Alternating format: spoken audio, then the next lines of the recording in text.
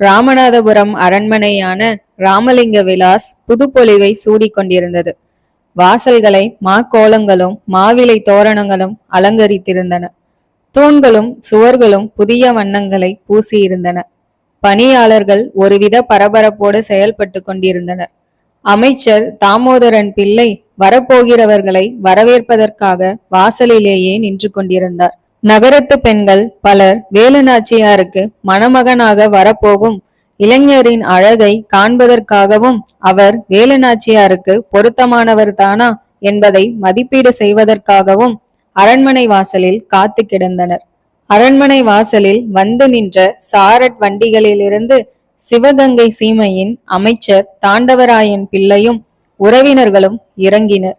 அதை தொடர்ந்து வந்த முத்து பல்லக்கிலிருந்து சிவகங்கை சீமையின் மன்னர் சசிவர்ண தேவரும் அவரது துணைவியாரும் சிவகங்கை ராணியுமான பூதக்கா நாச்சியாரும் இளவரசர் முத்துவடுகநாதரும் இறங்கினர். அனைவரையும் ராமநாதபுரம் அமைச்சர் தாமோதரன் பிள்ளை வணக்கம் கூறி அரண்மனைக்குள் அழைத்து வந்தார்.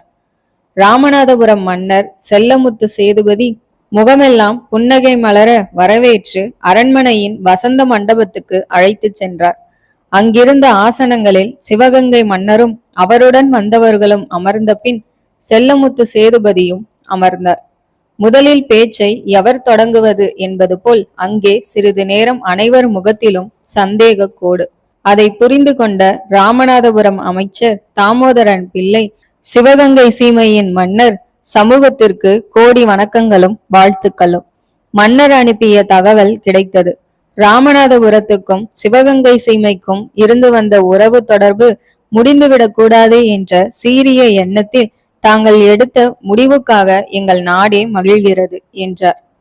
சசிவர்ண தேவரோடு வந்திருந்த சிவகங்கை சீமையின் அமைச்சரான தாண்டவராயன் பிள்ளை சேது சீமையின் மன்னர் சமூகத்திற்கு நல்ல நேரம் முடிவதற்குள் உங்கள் மகளை அழைத்து வர சொல்லலாமே என்று அடுத்து ஆக வேண்டிய காரியங்களை சுட்டி காட்டினார்.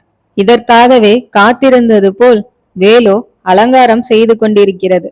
இதோ இன்னும் சிறிது நேரத்தில் அழைத்து வர ஏற்பாடு செய்கிறேன் என்று சொல்லி முடிப்பதற்குள் சேடி பெண்கள் வேலு நாச்சியாரை அழைத்து வந்தனர்.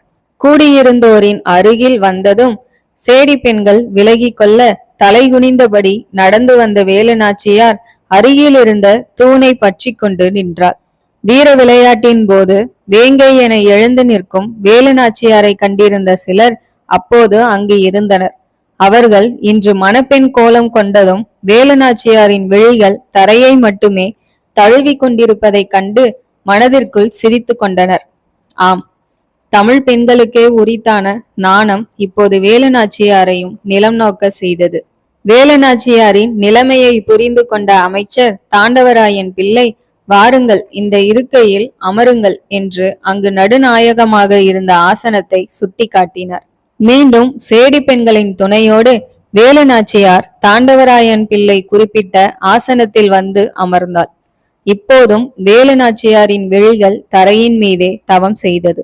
மற்றவர்கள் பார்க்காத போது வேலு நாச்சியாரை கவனிப்பதும் மற்றவர்களின் கவனம் தன் மீது பதியும் போது கீழே குனிந்து கொள்வதுமாக முத்துவடுகநாதரின் விழிகள் நாடகமாடி கொண்டிருந்தன. தலை கவிழ்ந்திருந்த போதும் தமது ஓர விழிகளால் முத்துவடுகநாதரின் ஓரங்க நாடகத்தை வேலு நாச்சியாரின் விழிகள் தரிசிக்க தவறவில்லை. ஒரு கட்டத்தில் இருவர் விழிகளும் ஏக காலத்தில் சந்தித்து நலம் விசாரித்ததை புரிந்து கொண்ட சசிவர்ண தேவர் ஐத்தான் என்றார். அதை கேட்ட செல்லமுத்து சேதுபதி சொல்லுங்க என்பது போல் பார்த்தார். ஐத்தான், எங்களுக்கு உங்கள் மகளை மிகவும் பிடித்திருக்கிறது. தங்கள் முடிவை சொல்லுங்கள் என்று நேரடியாக விஷயத்திற்கு வந்தார். மிக்க மகிழ்ச்சி, எங்களுக்கும் உங்கள் மகனை பிடித்திருக்கிறது. திருமண நாளை குறித்து நாங்கள் எழுதுகிறோம். மற்ற வேலைகளை உங்கள் மந்திரியும் எங்கள் மந்திரியும் கலந்து பேசி முடிவு செய்யட்டும் என்றார். அதன் பின் விருந்து முடிந்து வெற்றிலை தரித்து சிவகங்கை சீமையினர் விடை பெற தொடங்கினர். மீண்டும் ஒரு முறை வேலு நாச்சியாரை தரிசித்து விட துடித்த முத்துவடுகநாதரின் விழிகள் அரண்மனை முழுவதையும் அலசி பார்த்தது. அது முடியாது போனதால் அனைவரோடும் அவரது கால்கள் நடந்தன. அரண்மனையின் வாசலுக்கு வந்து அனைவரையும் வழி அனுப்பி வைத்தார் செல்லமுத்து சேதுபதி. தமது மகளுக்கு சிவகங்கை சீமையின் இளவரசர் கணவராக அமைய போவதையும் தமது மகளுக்கு எல்லா வகையிலும் பொருத்தமானவராக அவர் அமைந்திருப்பதையும் எண்ணி மனதிற்குள் மகிழ்ந்து கொண்டே தமது ஓய்வறைக்கு வந்தார் செல்லமுத்து சேதுபதி.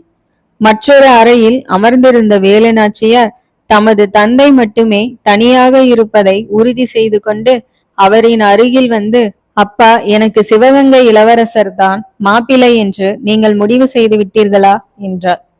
இது என்ன கேள்வி அம்மா?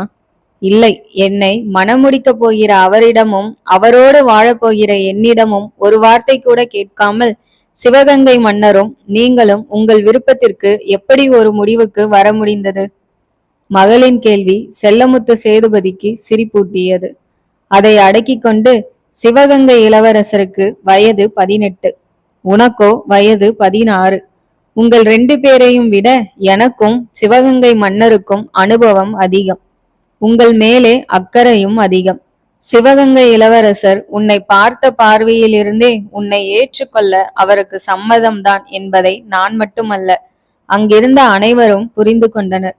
இதற்கு மேலே அவரிடம் பெண் பிடித்திருக்கிறதா என்ற ஒரு கேள்வியை தேவையில்லாமல் என்னை கேட்க சொல்றியா? சரி, அவருடைய பார்வையிலிருந்து அவரது சம்மதத்தை புரிந்து கொண்ட நீங்கள் எதை வைத்து என்னுடைய சம்மதத்தை கேட்காமல் நீங்கள் சம்மதம் தெரிவித்தீர்கள்? வேலோ, அழகுக்கு அழகு, தகுதிக்கு தகுதி உள்ளவர்கள் தாம் நம்மை தேடி வந்தார்கள். இந்த வாய்ப்பை நீ கைவிட சொல்றியா? இருந்தாலும் என்னிடம் சம்மதம் கேட்காமல் என்னுடைய திருமணத்திற்கு நீங்கள் ஒப்புதல் சொல்லியது தவறு.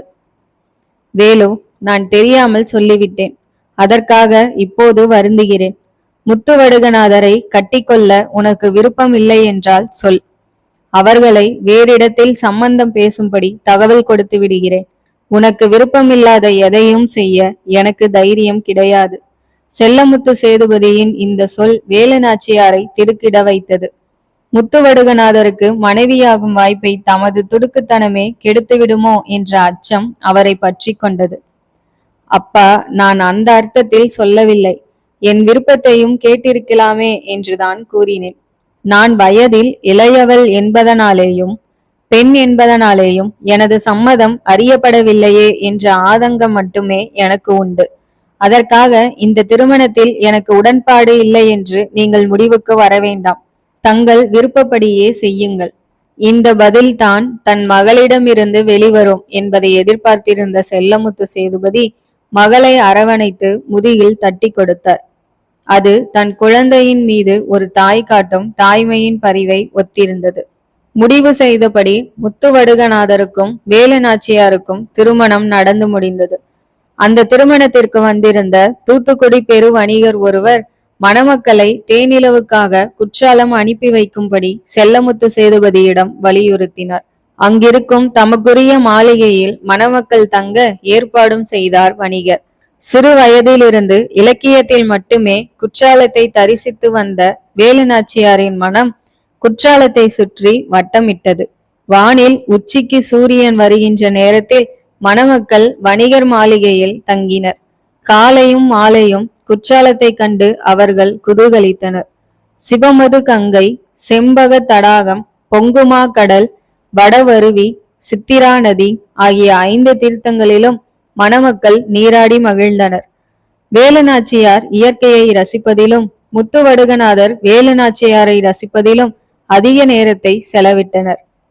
ஒரு நாள் மாலை வேலுநாச்சியாரும் முத்துவடுகநாதரும் மலையருவியின் அருகில் அங்கே ஓங்கி வளர்ந்த மரங்கள், வண்ண வண்ண மலர் செடிகள், அவற்றுடன் காட்டு மலர்களின் கண் சிமிட்டல்கள், கிளைவிட்டு கிளைத்தாவும் குரங்குகள், வெள்ளி கம்பி போல் மலையின் உச்சியிலிருந்து ஊர்ந்து வரும் நதி, மாலை நேரத்தில் மலையை தழுவியபடி மறையும் சூரியன், அந்த சூரியனின் கதிர்கள் பட்டு மஞ்சள் பூசிக்கொள்ளும் நதியின் நீர், மலையின் உச்சியை தொட்டு செல்லும் மேக கூட்டம், ஆடும் மயில், பாடும் குயில், எங்கோ தொலைவில் யானைகளின் பிளிரல், ஓடிவரும் தென்றலுக்கு தலையசைக்கும் மலர்கள், ஆடும் மலர்களில் தேனுண்ண முடியாமல் தடுமாறும் வண்டுகள், மலர்களின் நறுமணம், அவற்றுடன் இணைந்த சந்தன மரங்களின் புதிய வாசனை, இவையெல்லாம் வேலுநாச்சியாரை ஒரு புதிய உலகத்திற்கு இட்டு சென்றது. இருப்பினும் வண்ண வண்ண பூக்களின் மீது அவரின் பார்வை பதிந்திருந்தது.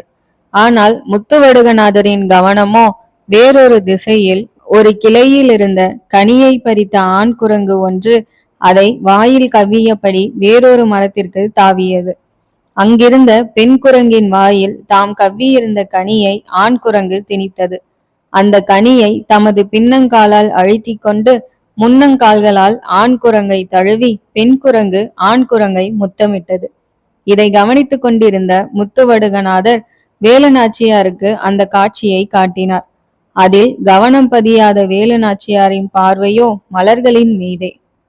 இந்த மலர்களை பார்க்கின்ற போது எனக்கு சங்க இலக்கிய பாடல்தான் நினைவிற்கு வருகிறது. வேலுநாச்சியார். சங்க இலக்கியமோ தங்க இலக்கியமோ, இப்போது நம் கவனம் பதிய வேண்டியது அதில் அல்ல. முத்துவடுகநாதர் மெல்ல நகைத்தார். நீங்கள் கூறியது மிகவும் பொருத்தமானவைத்தாம். சங்க இலக்கியம் தமிழர்களின் தங்க இலக்கியம்தான். காதல், அன்பு, வீரம், ஒழுக்கம் ஆகிய பண்புகளில் கடந்த கால தமிழர்கள் கால் பதித்து நின்றதை உலகுக்கு உணர்த்தும் சங்க இலக்கியம் தமிழர்களின் தங்க இலக்கியம். இந்த வண்ண மலர்கள் எல்லாம் சங்க இலக்கிய பாடல்களைத்தான் நினைவூட்டுகிறது. உலக இலக்கியங்களிலே சங்க இலக்கியத்தில் வருகின்ற குறிஞ்சி பாட்டுக்கு தனி இடம் உண்டு. அந்த குறிஞ்சி பாட்டில் கபிலர் 99 பூக்களின் பெயர்களை பதிவு செய்திருக்கிறார். உலக கவிஞர்களில் எவரும் இந்த சாதனையை நிகழ்த்தியது இல்லை. ஒரு தமிழ் கவிஞரின் அறிவாற்றலை நினைத்து என் தமிழ் நெஞ்சம் மகிழ்கிறது. உங்களுக்கு அந்த பூக்களின் பட்டியல் தெரியுமா என்றார் வேலுநாச்சியார். தமக்கு தெரியாது என்பதை போல் தலையாட்டிவிட்டு வேலுநாச்சியாரின் இதழ்களையே முத்துவடுகநாதர் பார்த்து கொண்டிருந்தார். வேலுநாச்சியார் பேசுகின்ற போது அவரது உதடுகளின் அசைவு முத்துவடுகநாதரின் மோகத்தை கிளறியது. என்ன, நான் கூறியதை கவனித்தீர்களா என்று வேலுநாச்சியாரின் குரல் முத்துவடுகநாதரை சுயநினைவுக்கு கொண்டு வந்தது. கபிலர் பாடிய 99 பூக்களின் பெயரை நான் சொல்லட்டுமா என்றார். வேலுநாச்சியார் என்ன பேசினாலும் அவருக்குள் அது பூக்களாகவே மலர்ந்தன, வாசம் விரித்தன. பாதி மயக்கத்தில் என்ன என்றார் முத்துவடுகநாதர். நான் ஒவ்வொன்றாக பூக்களின் பெயர்களை கூறுகிறேன். நீங்கள் அவற்றை சரியாக எண்ணிக்கொண்டு வாருங்கள். மொத்தம் 99 பூக்கள் சரியாக இருக்கிறதா என்று பார்ப்போம் என்றார். பூக்களின் பட்டியலை கணக்கிட விரல்களை கொண்டு முத்துவடுகநாதர் கணக்கிட தயாரானார். வேலுநாச்சியார் பூக்களை சொல்ல தொடங்கினார். முத்துவடுகநாதர் அவற்றை எண்ண தொடங்கினார். ஒன்செங்காந்தல், ஆம்பல், அனிச்சம், தன்கயக்குவளை, குறிஞ்சி என்று 5 பூக்களின் பெயரை சொல்லிவிட்டு முத்துவடுகநாதரை வேலுநாச்சியார் பார்த்தார். என்ன, தாங்கள் எண்ணவே இல்லையா? நான் வேறொன்றை எண்ணிக்கொண்டிருந்தேன். வேறொன்றையா? என்ன அது? நீ சொல்லும் 99 பூக்களையும் சேர்த்து ஒரே பூவின் பெயரால் என்னால் கூற முடியும். கூறட்டுமா? வேலுநாச்சியார் ஆச்சரியத்தோடு, அது என்ன பூ? அதுதான் வேலுநாச்சி. முத்துவடுகநாதரின் இந்த பதிலால் வேலுநாச்சி நாணிச்சி வந்து அவர் மார்பில் சரிந்தார். இந்த வேளையில் அருகிலிருந்த புதரியிலிருந்து ஒருவித உருமல் ஒலி கேட்டது. இன்னதென்று அனுமானிப்பதற்குள் அந்த புதரியிலிருந்து புலி ஒன்று முத்துவடுகநாதர் மீது பாய்ந்தது.